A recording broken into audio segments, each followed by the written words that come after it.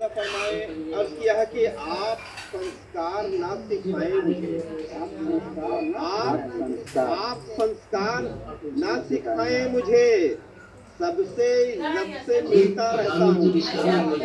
आप संस्कार ना सिखाएं मुझे, सबसे इज्जत से मिलता रहता हूँ। ना यकीन हो तो पूछे बिस्किट से। चार मिसरे मुलाजा फरमाया किया है कि जिसकी खातिर झगड़ते रहते हो, जिसकी खातिर झगड़ते रहते हो, चोंच पेपर तुम्हारा जाली है।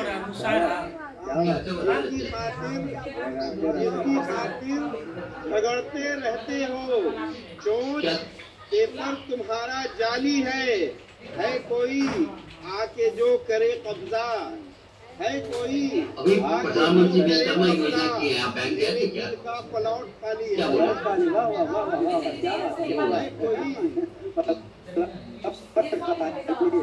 कितना पूंजी लगा के काम कर रहे हैं? आके जो करे कब्जा, मेरे दिल का प्लॉट खाली है। अभी मुलाजा फरमाए कि मेरे बारे में सोचता है बहुत, मेरे बारे में सोचता है बहुत।